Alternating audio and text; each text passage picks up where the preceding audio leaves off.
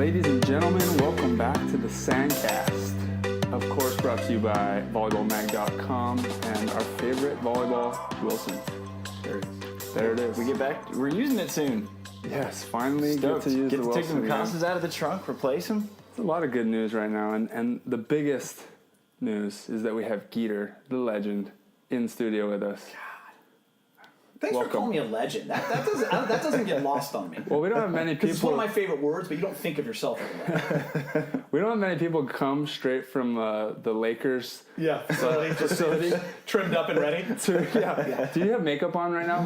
By the way, you're not putting it ready on in about 2 hours. Straight to the Sandcast. But I just love being by the pier. I think it's amazing. Hey, let us know if it's too breezy. By the way. I remember Trevor and little sand crab, little Taylor got cold. They guys had to close the window. Yeah, man. We try to keep it real here. I'm stoked to be here. Day. I love what you guys are doing, man. It's awesome. You guys know how much I love volleyball. So. Mm-hmm. Yeah, we're glad we could finally catch you. I know. Your schedule's always so busy. We were just talking about how, like, even though the majority of what you do is with the NBA, but there's NBA's like year round now. There's always something. Yeah. And even though the Lakers haven't made the playoffs in 6 years. Yeah, really. Which is an insane thing for me to think of as a guy that grew up here and been a fan for my entire life.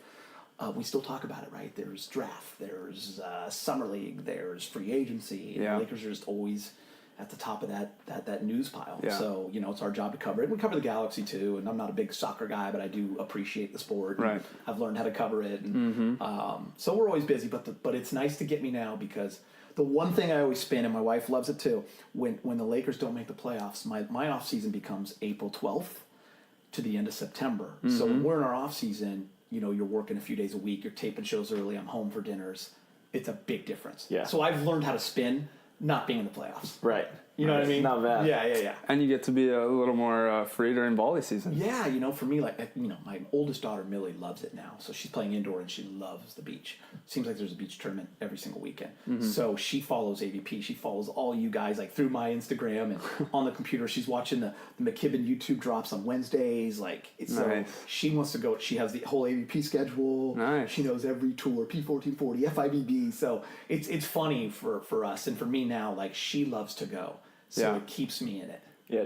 Does she know, like, how big of a person you were in the volleyball world for so long? That's a good question, Trav. She wants me to announce again. Really? She's bummed that I'm not the MC anymore. And She I remember? kind of tried to have a conversation like, yeah, but Daddy's with the Lakers now. It's pretty good. The Los Angeles Lakers.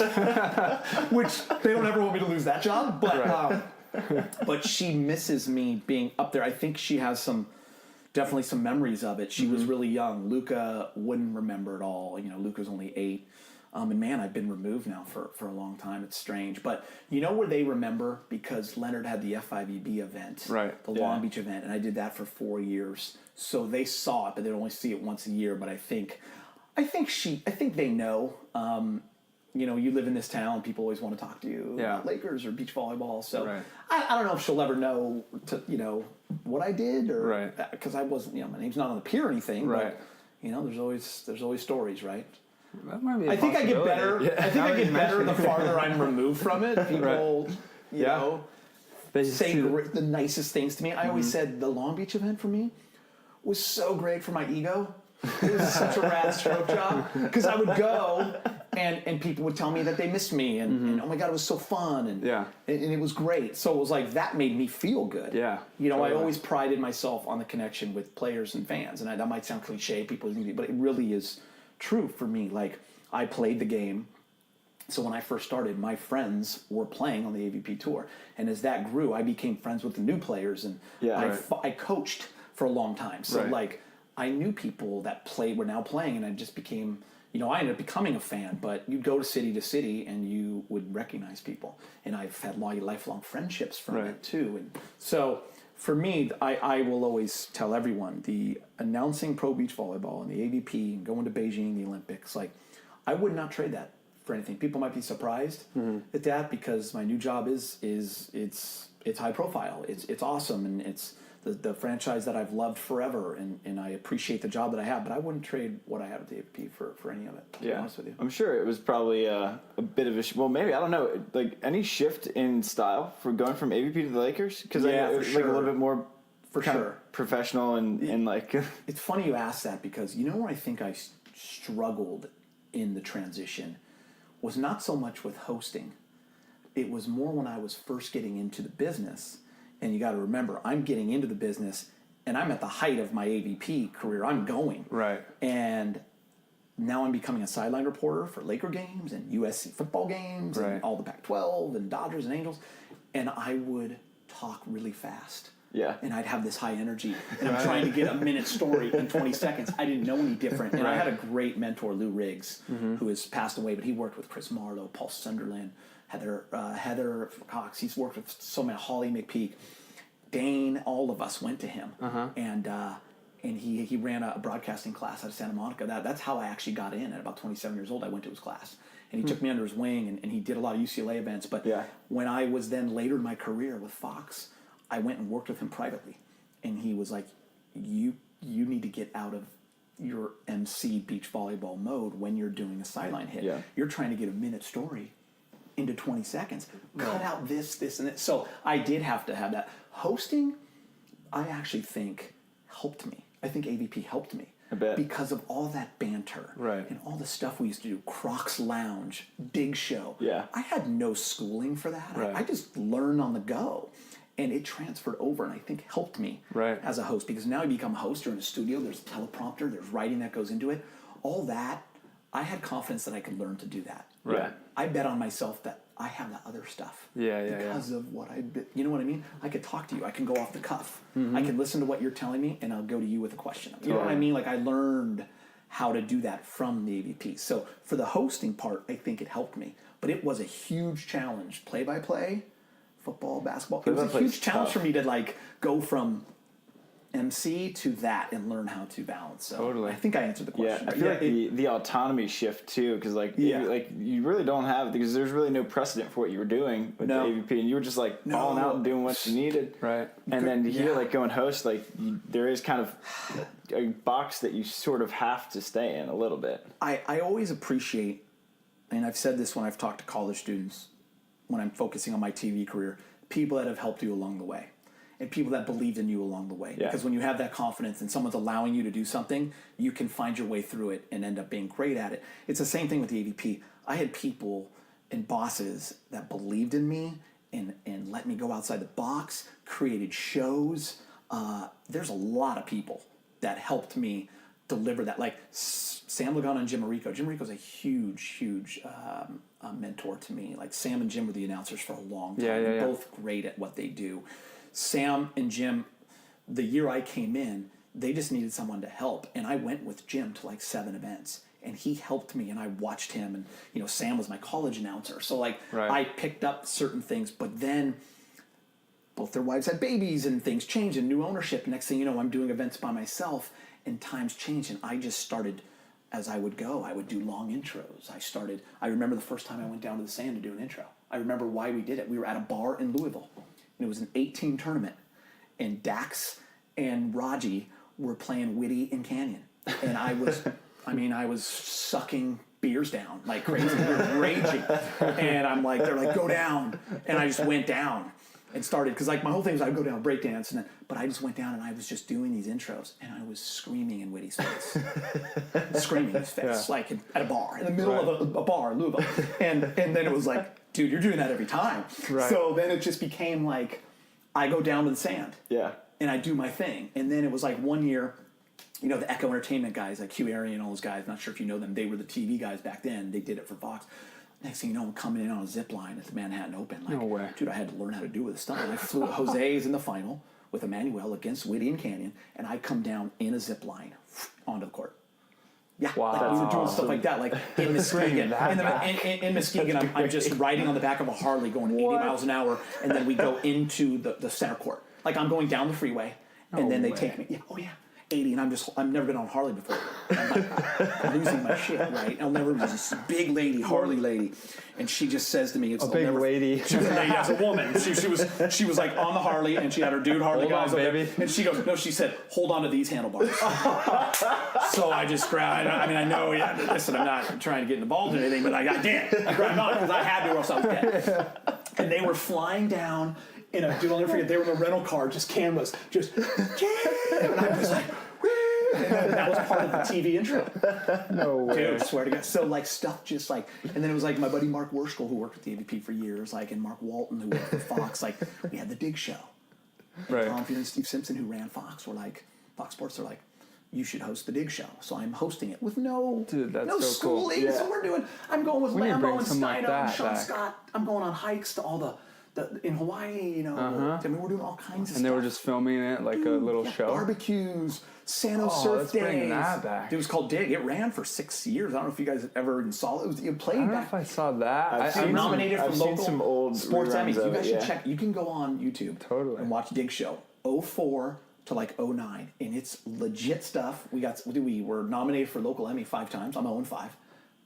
We didn't win. That's right. Some guy in Houston or whoever votes didn't understand what beach volleyball was. But we would lose to like Angels pregame, Lakers pregame. Right. Yeah. So, but man, we took a lot of pride in it. So like those kind of things helped me. Yeah. You know. That's kind of stuff we're like throwing around, trying to figure out how can we jump in. Obviously, we don't have the funding of a tour or a Fox, but just creating stuff like that, stuff. you know? And you know what listen, guys like Billy Berger, who were there for 2 years, and that's when we were doing that stuff. And then Leonard came in, and Leonard basically said, "Go for like do this, do whatever you want," and hired people to, you know what I mean? Yeah. Like brought Mark on full time and just go. Yeah. So like, I had people that believed in what we were doing, but it's funny, everyone always kind of says like, "Oh, you have to create something new, and you have to be."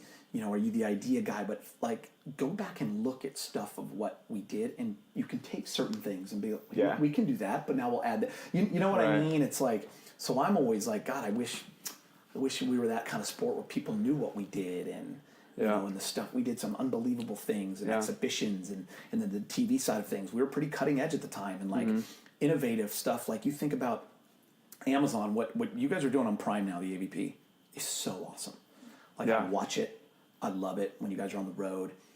And it's Mark and I talk about back in like 09, we were streaming. Mm-hmm. We were streaming in Boston and all these places streaming. And I would have a microphone on and I'm doing play-by-play for our stream and announcing to the house. It was like, we were doing stuff that like, and some people were like, God, I mean, I'll never forget a guy writing an email to the AVP and he was like, it's too much. Like, Geeter, this guy must be full of himself. Like, he's all we get. He's announcing and he's doing TV, and it was funny, so they forwarded me the email, and I wrote the guy back. I'm like, hey, just to be honest with you, like, I appreciate what you're saying. I'm not that kind of guy. Trust me, it's not just about me, but we're just trying new things, and we're trying to see what connects. Because in our mind, Mark and I, we would always say, when you're at an AVP event, it's like being at a hockey game. Yeah. Live, it's insane. Beach volleyball finals on a Sunday. It's the level, the crowd. I always said, if you get a good match with good weather and a good crowd, it's a hammer. Right. I'll put it up against anything. Totally. It kind of you need that perfect storm, right? Right. It can even be crappy weather, but on those days that are glorious, and you guys know the ones I'm talking about. Yeah. Sunday AVP, crowd. Think Rosie, Trevor, Taylor, Jake. 2 years ago, I'm in Hawaii watching that. I was actually in Hawaii. Yep. And visually, it was incredible. Right. It was a beautiful day, packed house, unbelievable match. Right. Like that's what I used to pray for as an announcer. So we always felt if we could somehow bring that vibe to the TV audience. So that was kind of the whole thing about miking me up as I'm doing the house, also being a play-by-play. So you know, we were trying different things, and some things fail and some things work, and everything costs money. And at the end of the day, what gets cut? The stuff we love. Right. Like you know what I mean. Yeah. So kind of taking that all over the place, but it is fun to see where it's gone and what you guys are trying to do. Yeah. And like I always use the McKibbins as an example, and I talk to them. I'm like, dude, what you guys are doing is amazing. Now you're taking advantage of the media that we have now, and you guys are as well. It's a rad little studio. It's like, do it and keep doing it. Yeah. You know what I mean? So. Don't hit that skip button, y'all. We'll be right back here after a word from our sponsors who keep the show going. And first off, since it's AVP season, we're going to lead off with our guys from Wilson.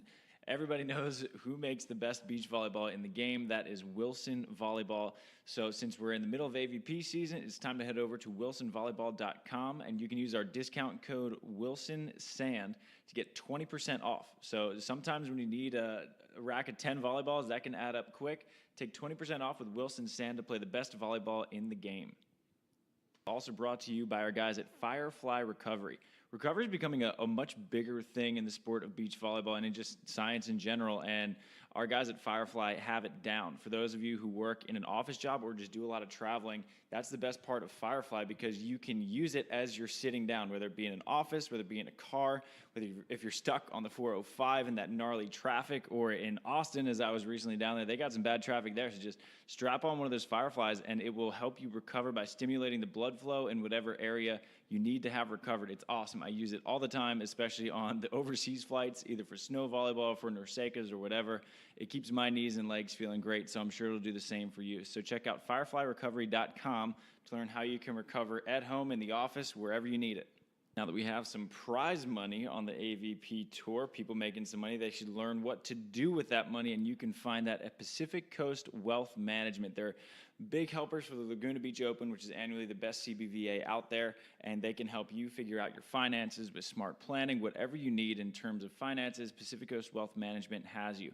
Now, for our Pacific Coast Wealth Management-sponsored Olympic rankings, we have Tri-Born and Trevor Crabb are our #1 ranked USA team in the race for Tokyo 2020, followed by Billy Kolinske and Miles Evans and Theo Brunner and Reed Pretty. On the women's side, we have a lot. We have a stacked lineup up there. #2 in the world for the race to 2020 is Alex Kleiman and April Ross, who recently won a 4-star in Itapema, Brazil, so congratulations to them. #3 overall and #2 for the U.S. is Carrie Walsh-Jennings and Brooke Sweat, closely followed by Emily Day and Betsy Flint, Kelly Larson, Emily Stockman, Sarah Hughes, and Summer Ross. The U.S. is loaded on the international scene for the women. So that is our Pacific Coast Wealth Management Olympic race update of the day of the podcast. So we will now get back to our show.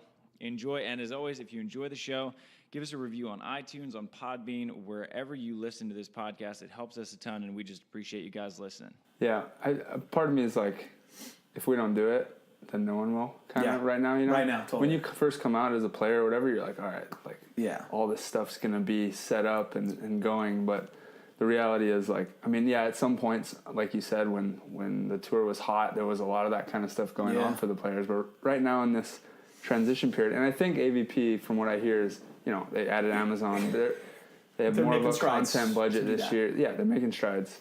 So it's coming, but it's important for us as players. Just don't wait around for it. Go create stuff on your own. And you know what? It's funny. We were talking about this, just so you all people know that we were talking about this before we came on air, but how the game has evolved. And there's always going to be the glory years versus now. And you see it in the NBA.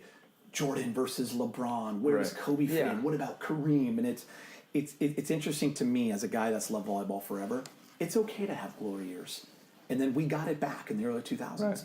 And you know what? When I go to the Manhattan Open now and I go to the Hermosa Open, it's back, in my opinion. Yeah. So, like, it keeps going. But the game is as good as it's evolved, man. It's incredible. Yeah. So, like, I, as a fan, it's not, I mean, there were phenomenal personalities back in the 80s and the 90s. You can't make up Hav Dodd versus St. John and Stokey. You can't make up North Bay versus South Bay in the rivalry. But you know what? There are other rivalries now, and there are personalities now. Yes. It's just, you got to see them. Right. And you got to see them week in and week. And we got to put them out there, too. You got to put them out there. That's the big thing. Is they're there. Being willing to be authentic and putting ourselves out there. I think a lot of people, like we keep hearing the whole, you guys got to be like those old school guys. Like, no, we just got to let you see us, you know, who we really are. Listen, I've always told people, if you're a fan of beach volleyball and haven't been to Manhattan or Hermosa, we used to call it the Saturday afternoon game. I'm not sure what it is now, Saturday evening. Those loser bracket games from 9th to 7th on the outside courts at about 4:30, 5 o'clock.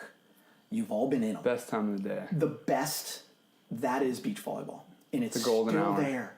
I remember Furby Casey versus Jake and Rosie. And I will never forget that match because I was done. And I remember being up on top of the beach house in Hermosa, looking down on the Raiders and everybody else. And I'm like, this is as good as beach volleyball's ever been. And every time I go now and watch those games, it still is. Those outside court games. People are sitting on the hillside. So, like, it's there. Yeah. And it is hard to translate that to the guy in wherever watching. Yeah. It's hard. But all you can do is your best and stream it and see. And that's where I think the AVP is going now. Like, I love the fact that I can tune in. I'll be able to tune in when you're in Austin. Yeah. My daughter will, literally, Millie, my daughter will be up watching when I get up. Like, she knows where That's to go. awesome. Yeah. That's cool. Yeah. I always tell Barney that. I'll tell Barney, I'm like, dude, it's the coolest thing. Like, I can text Barney and Lamborn when they're on and be like, you know what I mean? Like, that's cool to me. Totally. You know? Yeah. I love it. I mean, FIVB needs to catch up. That's what it is. It's interesting For that me, they haven't, because remember they kind of, when we were hot and then maybe not as hot, they were like, everything was FIVB. But now I'm like, why can't I find anything it's like, it's almost like they got status quo and didn't. I was just looking for a stream from China, the 4-star, and they're only doing the gold medal matches. I was like, dude, why? It's not. It's that's a trip. You can set up this little camera, which is $800, and just press play and just leave it. That's it. Just leave it at the court. By the way, all day. We'll watch. It's easy. We'll watch. It doesn't cost anything. Yeah, exactly. That's always been. Listen, it's well documented what frustrates all of us in the beach volleyball world. Right. There's the politics that go into it, the rise and the fall of the sport all the time, the different ownerships. You can play on this, you can't play on that. We can talk about that all day, but it's already been talked about. Yeah, exactly. What's frustrating is that we know what this sport is about. We believe in it, we love it, and like just getting that out there, and that's what I think is great for social media, right? Yeah. Like that's where like I learned more about those 4-star events following the boys. And the gals, like I'm watching them on Instagram. Like, thank God they're good at it. Yeah. You know what I mean? Yeah. Like, you get to see pieces and people's stories, and that's just the way it's going. Totally. Yeah, like I wouldn't have known that. Well, congrats, by the way, on the gold medal. Oh, thank you. Come back from which was rad, by the way. From Aguas. But yeah, like I wouldn't have known unless like you put up something. Yeah. Or I mean, Nicolette does a good job, but. And by the way, I'm so glad you're back. I mean, you and I spent some time together during.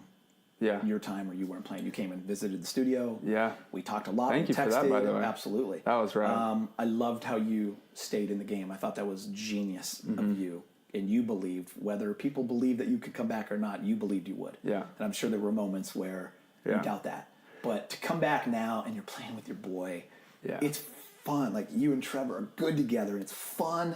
Yeah. And, like, there's personalities right there, right? Like, And like... So it's like, I don't know, for me, like, I just, even just being down to NORCECA to watch you guys the other day, I was like, this is awesome. Yeah. I just was happy for you. Yeah. So I appreciate it. It's cool. I got that idea from, when I was playing, I was always like, I got to work on this other mental, this other side of it, learning the game more, being more of a student of it. And then when I was out, I was like, well, it's the only thing I can work on now. Yeah. And then I was like, I also want to stay relevant. I actually read a Conor McGregor book. Yeah. And they said, like, the biggest thing he did when he was out with his ACL, he just stayed right in front of the camera, talking, just like, he never left, you know? Never left. And then that keeps you mentally in it. So, like, when I came back, I was like, I never left. Never left. I'm still here. And I watched everyone play, so now I just got to get the physical back. Exactly. By the way, you watched more than you ever watched. Exactly. Right? Like, honestly. No. Oh, 100%. I mean, listen, I'm not a guy who watches. You were I fortunate leave. to play with a guy like Johnny Hayden, who's 100%. freaking a year younger than me and sides out like a god. Like, the fact that you got to be under him coming up, you just... there's no substitute for that experience that you're going to learn playing with a guy like Johnny. But taking that a next step, like, I remember Kobe would tell young guys that would listen or wanted his advice, watch video. Really break it down. Yeah, right. And you were, all of a sudden, you're like, what do I have but that? So now you learn, it's like Raji had a book on everybody back in the day. Whitty had his mental book on everybody. Like, that's the great ones do. Mm-hmm. And you learn that. Yeah. But when you're 22, sometimes you're like, what? Yeah, right? You play, and then you're like, side out. I don't care. Just tell me who to play against. I'm not going to, spend the rest of my day here watching. What do you mean, eat right? Yeah. Why would I? I don't need to. Yeah. Do you ever get out and play anymore? I love playing. Yeah. I would say I play more now than ever, but my doubles game has just always been soft and not good. It's okay, but it's weird how at 47 now, like, I got to work on it because I play in some father-daughters, and some of the dudes I'm losing to, some of these, I can't even. And I know Millie's on the youngest side when we're playing, but I'm looking at some goofs across the net, and I gotta pick up my game. What I love to play is 4-man because I can set all day long, or I can play that back row role, and I can do that till I'm 80, and I'm going to. Right. So, but when I actually then have to get into like a doubles game, I'm like, oh, I don't have that. My shoulder's here. What's happening? Like, can we lower the net? So anyway, but I love playing. We have a great crew that plays, and it's different crews, but it's sometimes we have a core, but other people. But and that's what I love. I've always loved that, like NBA guys, hockey guys that live in this town, like. They're drawn to beach volleyball. Right. Even Clay said the other day when he talked about jumping in the Pacific Ocean, that's why he got hot. He gave the Pacific Ocean the credit. He was having a rough series. I don't know if you guys saw that. Yeah. It's pretty amazing. He's like, no, I went to go play volleyball, blah, blah, blah. Really? And then I didn't hear that. And then I jumped in the ocean and ball was cured. And then Steph's like, Pacific Ocean. And so they asked Steph about it. He's like, well, Pacific Ocean's undefeated. So people around the country, around the NBA were kind of heckling Clay about. Well, Clay, Steph's like always playing volleyball. Yeah, 100%. Always. So it was funny. I went on air and we showed that quote, and I was like, by the way, for all of you that don't live here, that's not a joke. The Pacific Ocean wins. Like, do it. Oh, yeah. Fly here, get in that water, and tell me what happens to your soul when you do. Yeah. Clay's right. He's like, I'm jumping in the water, and I'm going to come out fire tonight. So it was just kind of funny. But to answer your question, like, I love that that community embraces beach volleyball, and I think it's helped me start to play again because that's when I started up again. Like, there was years where it's funny, you're so into work mode and you're just not playing anymore. Yeah. And then you get to the other side where you still want to compete. And by the way, we have the greatest tournaments in the world here for that. Solstice, 6-man, Barry Bob, Sea Right, Cinco de Mayo, like Memorial, Labor Day, Calcutta. Dude, you guys find out one day. These are the greatest events in the world. Calcutta's bonkers. Dude, Calcutta's bonkers. Thousands, dude. So it's like, I was almost in the money for the first time last year, up 11-8 to get to the semis. That's a lot of money in that. Prosser still got it. Still playing. By the way, he ended up winning it. He ended up beat Scotty Lane in the semis and then beat Johnny Hack in the final. And let me tell you, Pross was balling, and it was good to see. And I was in the quarterfinals. Luke and I had a good team at the Solstice. Yeah. CB's event, all those guys, Louie, Drew Liner, and dude, we were rolling. And like, God, I guess they all tell me now, they're like, oh shit, dude. They're like, what are we gonna do? Geeter ain't gonna be emceeing this because he's gonna make it. But by the way, all of a sudden we're in the bracket, and guess who we got? We got Fenoyd. You heard about the rebirth of Eric Fenoyd, right? You saw it. Yeah. Where was that? Hermosa? Yeah. Got a ninth. He came back. Fenoyd hadn't done anything. He barely never wanted to play. Couldn't lift his wing. He's just playing on doubles with like Danny O. And next thing you know, he smashed us. He went good Fenoyd. Side up 6-0 jumpies. We didn't even know what to do. Carving it to the D, the C in front of dude, going little hands on Luke and like. I mean, I was like, and then he went on to win the Solstice. So like, but those tournaments are so fun now. Yeah. So I got Fenoyd and Prosser. I was this close. Well, like Prosser, like you play. There's two like pretty good main draw guys. Like Fenoyd's obviously a legend, but Prosser made Manhattan last year. When I first came out, Prosser was like just coming off finals. Yeah, he was making all the finals. Dude, Prosser's a good dude. Been through a lot physically, health wise as well. Battled back. I mean, Prosser's the man. Yeah, and just like a great dude. Oh, dude, like, he's as good as they come. Prosser's one of the best guys out there. Yeah, for sure. And that's what I've always tried to like. I think my message used to be whenever I would get interviewed, I feel like all my years it would always be like I'd go to a certain city and it'd be like, we're gonna interview you. You're the announcer guy, right? So like you go to Delray, Florida. But I would always, my message would always be, because I believed it was like, this job's incredible. I'm like hanging out with DJ Roche, who's my boy, right? And I'm watching my friends play volleyball. But I said, but what you might not know if you haven't been to an event like these are unbelievable people. Like, right. The tour is pretty unbelievable when you think of, 1 through 32, even more than that, because I know it goes more than that. But like 1 through 64, if there's 32 teams back in the day, it's like there's some damn good people out there with damn good stories. Yeah. And that do it right. Yeah. And for me, I know that doesn't make money. Yeah. I know that doesn't sell.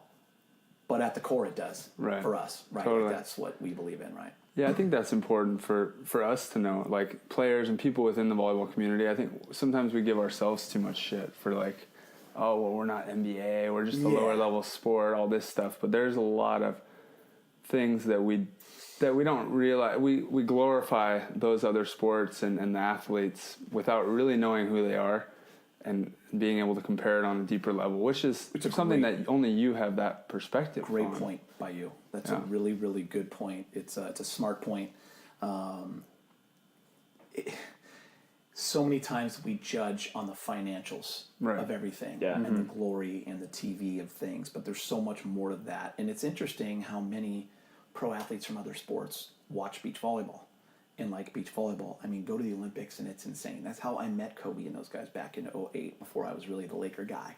They came to watch Misty and Carrie, Nicole, EY, Phil, Todd, Jake, Rosie. Like, they came to those games. Yeah. They came to watch them. Jason Kidd was like in the zone, Misty right? and Carrie were, they were global. They are. But totally. like, and I mean next level. Totally. Like, as much as I saw it with my own eyes, and it was a trip, and it was awesome. Yeah. I'll never forget when Carrie first won the gold in Athens. They were in Chicago. We were in Chicago the next week, and we went out to dinner. My wife, we weren't married at the time, group of us after the tournament, and we were walking down the street in Chicago, and it was a week after them, and people were freaking I was walking probably 20 feet behind her. People were then running out. The restaurant gave her a standing ovation. Like, it was the first time I was like, I feel like I'm walking with Jordan in Chicago. It's kind of gnarly, right? Like, people were flying out of bars and stuff. They would see him at the way. Yeah, it was crazy. That's awesome. So it was fun to be a part of that. Yeah, for sure. And to see that and just... and it was like, it's your friend first. You know? Friends. And it's so funny. I don't know if you ever heard us tell this story, but Todd Rogers always laughs at this, and so does Phil. You'll have to ask him. Beijing was an emotional thing for me. I always wanted to be at the Olympics. And when you're a kid, you think you're going to play in them. So I finally get to announce it. Yeah. And I'm doing the women's final. I mean, it's in front of 20,000 people. I'm doing all 21 days. I'm away from my daughter for the first time. Right. My wife Millie was a year and a half at the time, and she's not even a year old. 7 months. When Skype was first on, like FaceTiming, and I'll never forget Phil and Todd win. And the ceremony's over, and the stadium's like empty, and those guys were out taking pictures, and they're like walking back, and I have like a video camera. I was doing it for the Dig Show. Like, Mark had given me he's like, just take a lot of video. And I was like sobbing. I was just so drained. I was proud. Yeah. I was happy for them. They were and they looked at me and goes, "Are you crying?" You gotta ask Phil his favorite time there. I'm like, yeah, I don't even know what's happening. And I'm just sobbing, dude. It was amazing. And then later that night, I went on the Today Show with them, and I got to introduce them on the Today Show. No way. And gave Phil and Todd the full AVP intro. Oh, that's great. And then at commercial, the lady was like, the producer comes out, she's like, they want to know if you can stay and do the whole 3 hours. So I stayed at the Today Show and did the whole 3 hours. It's a long day. So it was cool. Yeah, it was at night because I had to film it at night. Yeah. Because it was the time to. But it was just so funny how that I just was emotional. Mm-hmm. Dude, your intros are like the big thing. I feel like in your career that's like made people really gravitate towards you.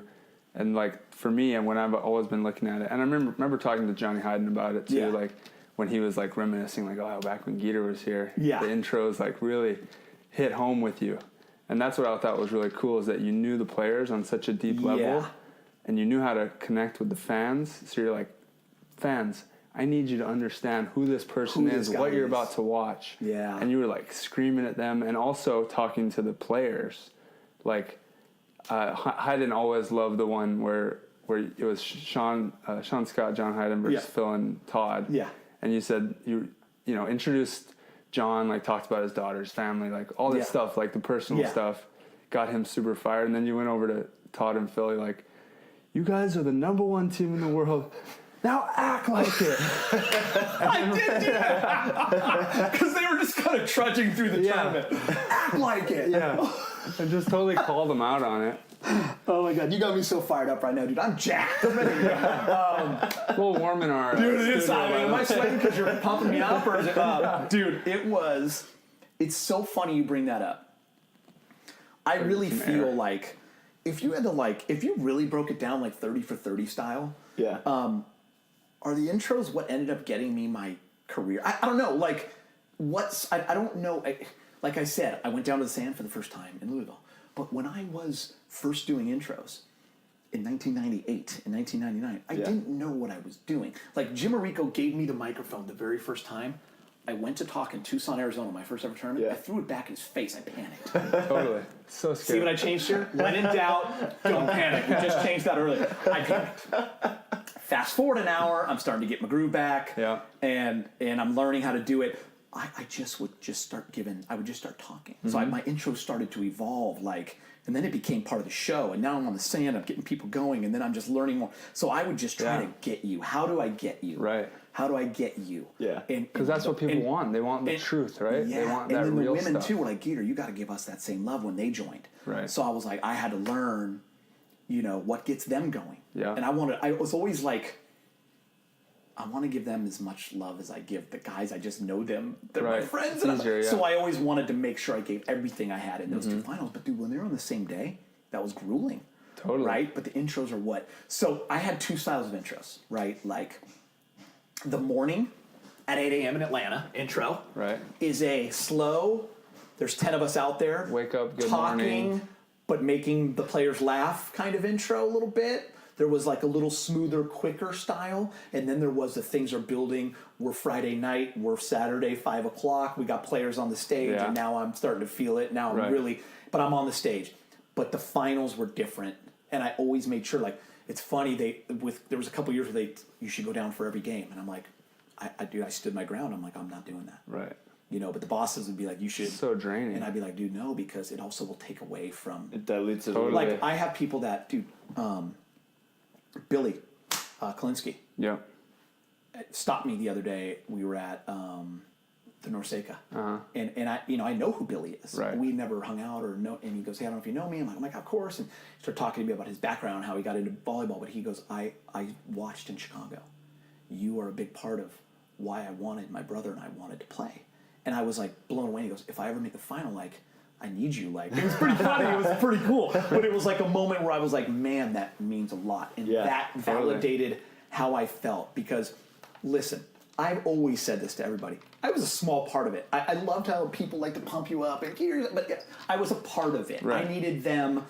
I helped facilitate everything. But it's not like I was just running the show and dominating. It was the volleyball carries it. The athletes carry it. But if I can make that better, then I think I was doing my job. But what I wanted to make it was special for the people who got in the finals. Like for me and my ego and where I wanted it to go, it's like I want them to want to be there because I know they're going to make money and win. But they want that intro too.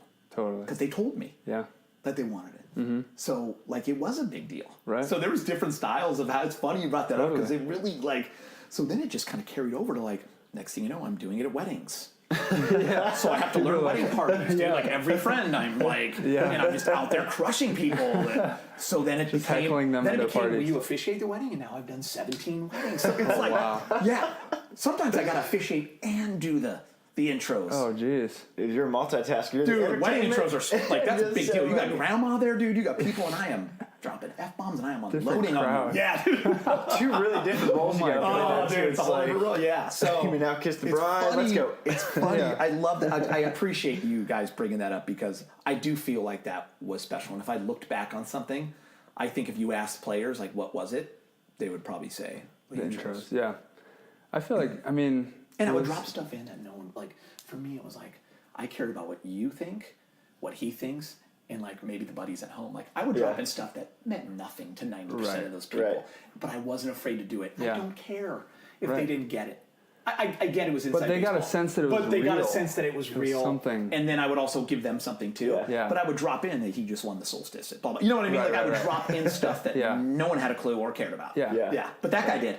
Yeah, about kids softball game or something. Yeah, dude. And also people would be I'd have players be they could take a Jay Gibb, for instance. He would just go up and be later down, it's Saturday now at 4 o'clock. He's when you said yesterday Raji had 30, were you just making, I'm just making up numbers. Raji had 338 digs back at UCSB in 1995. I have no idea. It's around there. But But dude, if you say that with confidence, that's shit. People are damn, that guy's on point.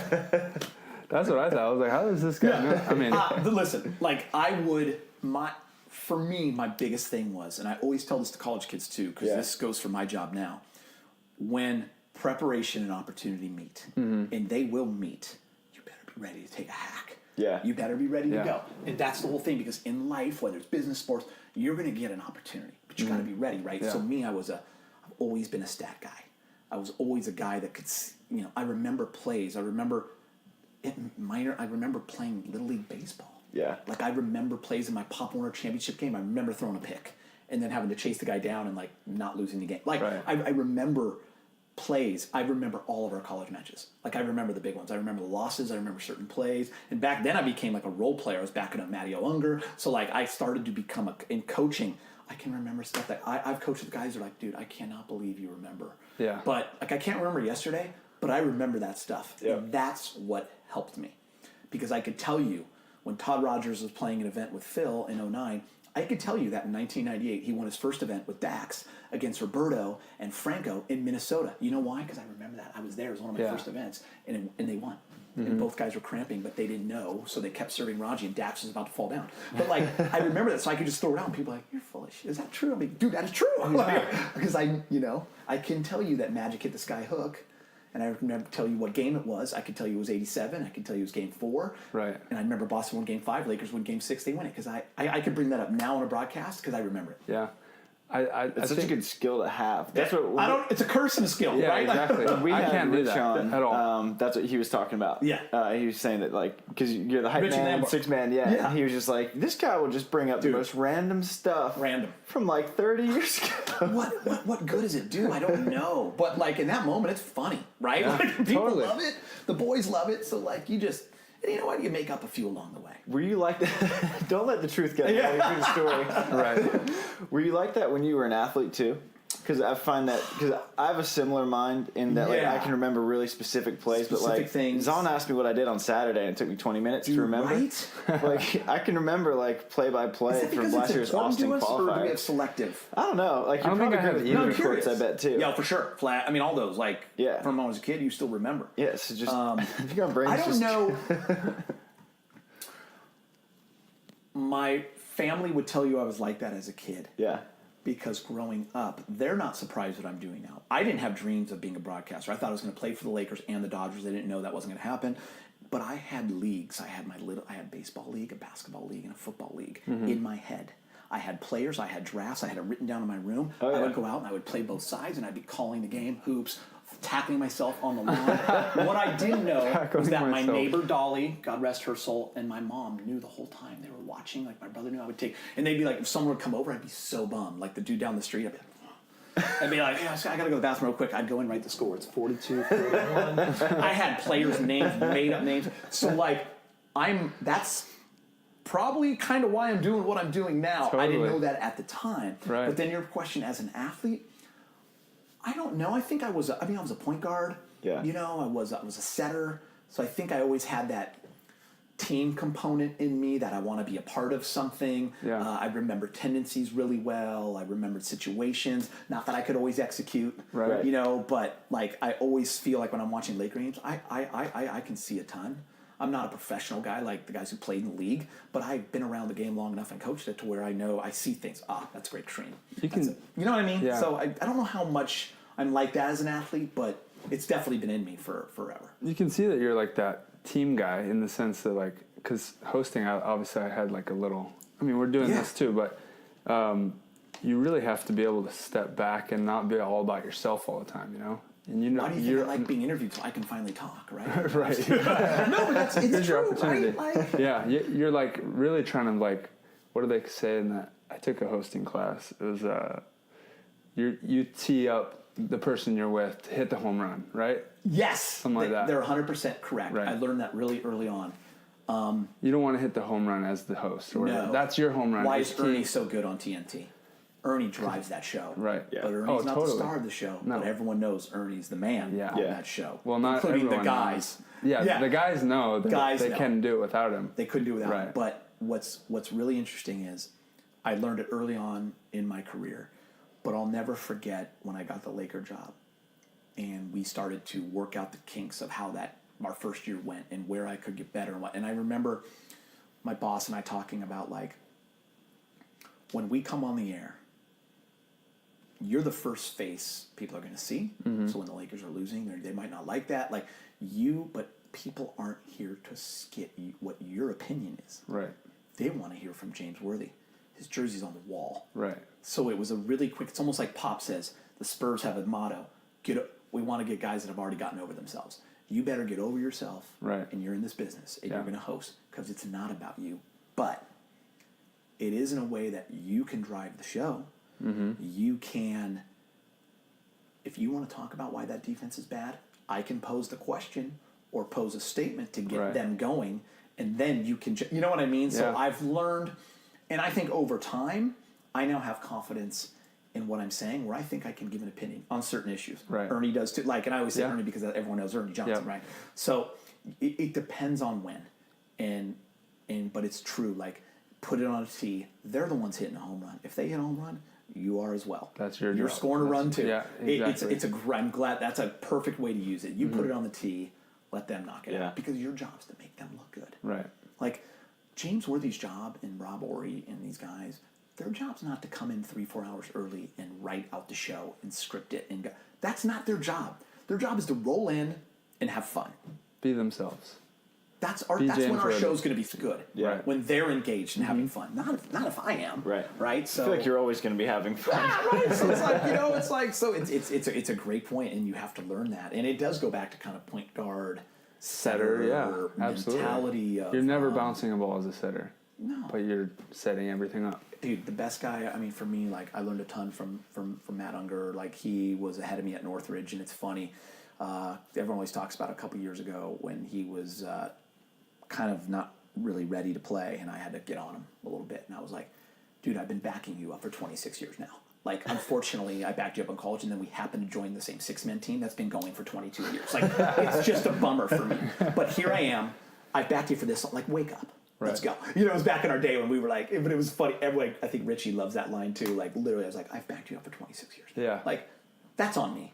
You know what I mean? But but you learn. I learned, like, he was never got the credit on our team. We went to the finals in '93.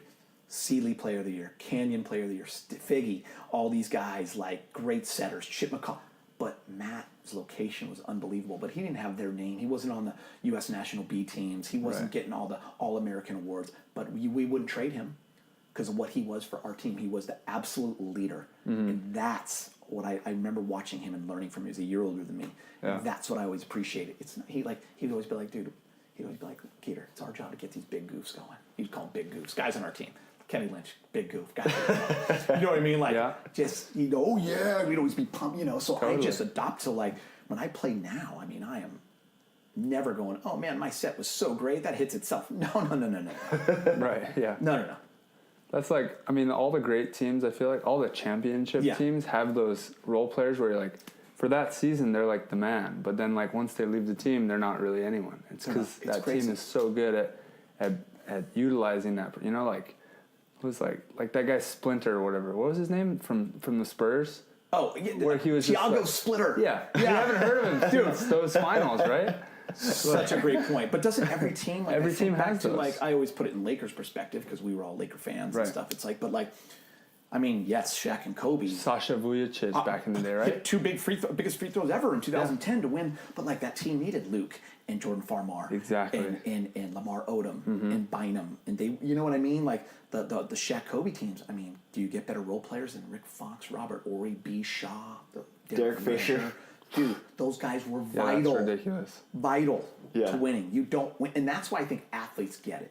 Like, you get it. Right. You get it when everyone goes, it's his team. It's Tom Brady's team. Well, of course, but like you are also you're not winning it without the center, because that guy's in the left tackle who saves Tom Brady's ass 55 times a year at least. You know what I mean? Like, that's what's crazy about volleyball.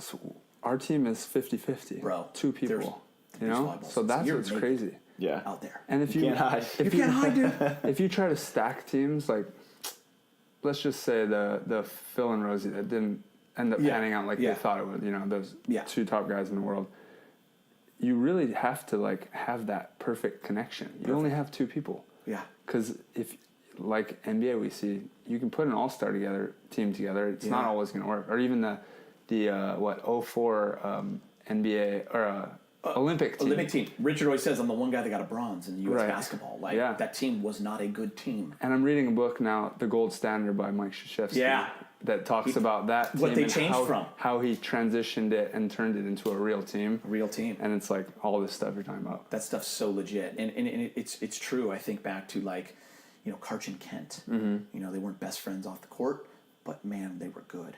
On the court together. Their winning percentage was insane. Insane. And that's what always impressed me about Misty and Carrie.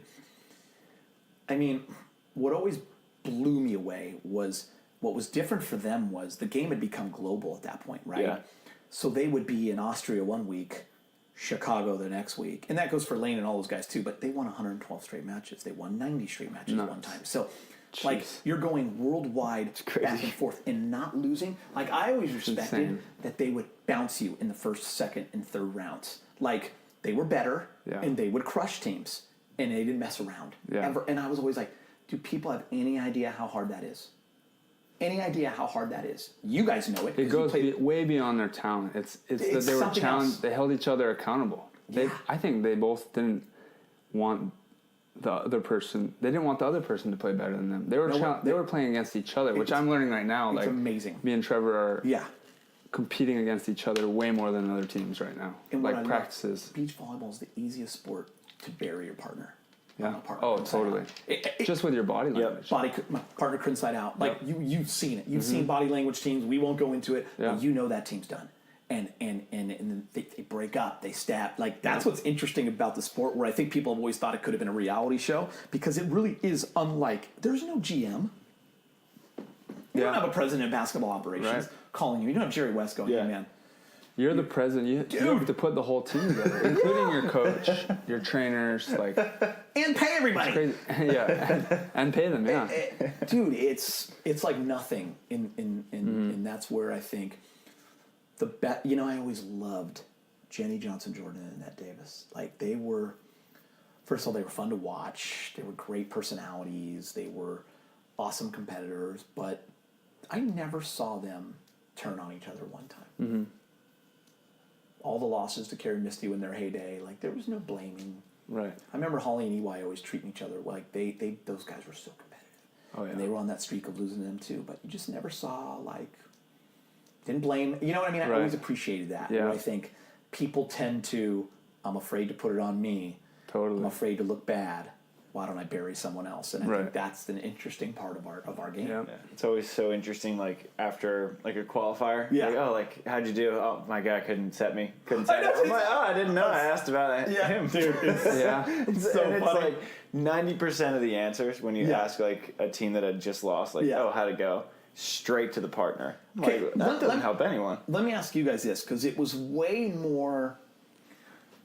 I think they changed it, and I don't remember where you would it'd be an advantage to stay together. But back when I was first starting out, breakups were all the time. Mm-hmm. And that was a huge part of our sport. And it was a huge part of talking about it too. Like, dude, in the tent being like, dude, they're done. Yeah. Right? Like, does it happen as much anymore? I feel like it's still happening. At the top, it stays mostly the same, especially now with the Olympic push. You have to stay together. But dude, the qualifiers, it's speed dating. Yeah. Every tournament, it's just like, oh, you're staying with them? Like, well, we were finished one round out. So I think it's a terrible idea. Like you build so much off chemistry. Yeah. And I think you got to stick with someone. But the point is, take the time in the beginning to pick the right partner. Do it for the right reasons. It's not like, oh, he's got 30 more points. Yes, I'm gonna be 2 more seeds up. Like, no, play with the person that you first of all enjoy playing with. Yeah. Enjoy traveling with, because you're with that person so often. You're gonna be miserable by the end of the season if you don't like traveling with them. And the person that complements your skills. Yeah. Right. See, this is way too smart of an answer, though. Like, my bad. You put too much thought into it. No, I'm saying like you're spot on, and you're thinking too. It's too much of a mature answer, right? Like people don't want to hear that, right? But it's so true. Like you should take your time. They want the reality show. Yeah, you should take your time, and you know what? You should go through the shit and adversity. I was talking about with Laker fans when they'd want to fire this guy. It's always like, dude, get through it. How about get through it instead of panic and push a button and start over every single time? Yeah. Like fans just want, this guy's trash, he's out. Dude, really? Like you're gonna take 2 weeks out of the season out of 6 months and just focus on that. Like, dude, listen, you're gonna have bad beach volleyball tournaments. So I like that. I'm saying I was joking, saying it's a mature answer because it's like, listen, the breakups are fun though when you're on the other side of it, right? Like it's fun to look and go, like when there's a big ass shakedown, it is awesome. Totally. But it's true, like you got to learn to get through it. The best teams do. The best teams do. I feel like that goes like for all sports because I mean you look at like college basketball coaches 2 years and they're done. It's crazy. You look at like Mick Cronin who's now at UCLA. Like he was terrible in his first 2 years at Cincinnati and ended up like now he's one of just like 6 coaches to make like 7 or 8 straight NCAA tournaments. Pete Carroll was the 4th option for SC back then. He was like the failure NFL coach, the guy that couldn't coach in the NFL. Couldn't coach. And then one of the greatest college coaches, NFL. It's Super true. Bowls. Like that's what I think. The one, and I know we're jumping all over the place, but that's what also bums me out about the social media age now. As much as I think it enhances and it brings you highlights in real time, I can watch an AVP highlight like that now. Right. It's amazing. I wish they had it back when I was announcing. It also makes for everyone to judge so quick and press that panic button so quick. It doesn't allow for adversity or failure. Like, what are we doing with our kids? Like, are we going to panic every time something doesn't work out for them? Are we going to try to make it better for them? You know, the whole college scandal about like, listen, if your kid didn't get into SC, but they got into ASU, go to ASU, man. Fear the fork. Have a good time. Rage. What are we talking about? You know what I mean? Like, it's okay. And make your kid feel proud about that. Dude. It's still great. Yeah. You know? So, I think beach volleyball it's like you said. I mean, you're out there and there's just you and one other person. Yep. I think there ain't no one else to blame. We learn more. Like I feel like as a person, I feel really grateful of the person that I'm going to come out of this sport as, and I don't like look at other sports, the glorified sports, and be like, think that they're going to be better off after all this, you know. Even during, you know, when you check your ego. But like you learn so much in this specific sport, and it is on you. It's all on you. The pressure's on you, but you have to learn how to deal with it, and that's very valuable in the long run. In the long run, and who you are, and you, your wife, your family, like that's what matters, right? Like, I mean, I know it sounds cliche, but really, I mean, financially, it's great to have financial security because it does relieve a certain weight on your shoulders. It allows you to maybe do some nicer things. It allows you to send your kids to better schools, whatever that is. But at the end of the day, like you have to have those other core values. And all those life experiences. You'll be richer on the other end for it, right? It's hard to have it all. Totally. Because if you have that one thing and you have all the money in the world, you could have a whole other set of problems. How did you get to that point? How do you have to be now? Do you have to be guarded? What if Tri-Born was so famous that you guys want to walk down the street, you couldn't even go sit down in a restaurant because everyone wanted to take pictures with you and everyone, you know what I mean? Like it's a real thin line. Where do you want to focus? You know?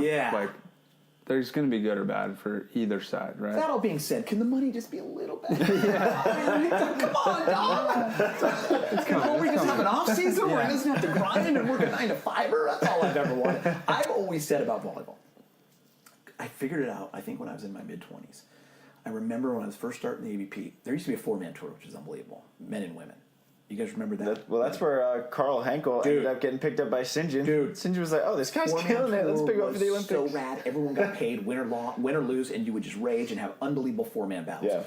But I remember guys when they were like 27 years old. I'll never forget Alan Knight, who was a good player. We used to, coaches Long Beach State men, but we used to play on the same club national team, Paul Mitchell. And I remember like him having to stop playing. And I remember my buddies at 27, 28 that weren't AVP stars having to stop to go get the real job. And I would always, and I remember hitting me in the early 2000s like, man, here's the problem with volleyball. Before you're at your peak, you have to decide whether you can keep playing or not. That's the difference. I just wish they got paid out more to 13th and 17th. Because I think a 9th on the AVP tour, it's hard shit to do, man. On the men's side, the women's side, it's a battle to get a 9th. You won 3 matches if you're in 9th. Usually, back in the day when it's 32. Against the top seed. Dude, so... You have to play a top seed. That's what bummed me out. The top could survive, could make good money, could get good sponsors, could not have a job in the off season, could buy a house, but those people getting 13th that are in main draws, that's what always has bummed me out about sport. That's the one, if I had a wish, and I could say what would it be for beach volleyball, it'd be that all the people that are on the tour, there was real money for them. Yeah. Where you could really, because they deserve it just like, I'm sorry. Totally. They do, man. The guy taking ninth, the girl taking ninth, that's not easy, dude. No. Yeah. That's not easy. Not at all. Gee, we got to get you out of here. We do? Back Is to it the work studio. time? Oh, yeah. Definitely work time. Dude, when's part 2? Oh, let's run it back. Go! Let's run it back. Dude, Dude, whenever here's you're the ready. thing. I just babble in these things, dude. I get going when I like people. It's hard for me to end When it. I like people like you guys do. Now you got you got 50 more questions. Dude, Well, I let's know. run it No, back up, listen, part what I 2. like, I mean, I just love talking about it. Like, I love talking about our sport. And like I said, hey, when you're in the host chair, no one's interviewing you. So this is my time to get out there. Yeah, your time to Let's shine. go. Blue couch. To those fans that didn't like me, suck it. Let's get it back. No, dude, thanks for having me, guys. And let's run it back for sure. Totally. Heck yeah. We'll have to get you on before Lakers start up again. Yeah, So. and you know what? I want to come on with somebody. I'll try not to steal their thunder, but that's always fun too. Ooh, Yeah. let's do that. 100%. Done. Maybe throw back some Kona Brews. Next time, I'm gonna try the IPA. Okay, Honolulu Try the IPA. You got it. Do you follow Richie on? Obviously, you follow Richie on social. Lamborn. Oh, yeah. Yeah, he does. Should the we get man, him the, on the here with Mondays, you? the Man Mondays. Oh, yeah, totally. Dude, he did one on me. It was like the greatest thing of all time. I'm like, can you save that? My kids are watching it. How buff is Richie right now? Oh, he's huge. We didn't even talk about snow volleyball. I'm bummed, dude. I wanted to talk about that. Round 2, we gotta save some material. Next time we gotta go get paid. Yeah, I gotta go get paid. Thanks, brother. I appreciate you guys. See you. Right on, man. Running it back for sure. Peace.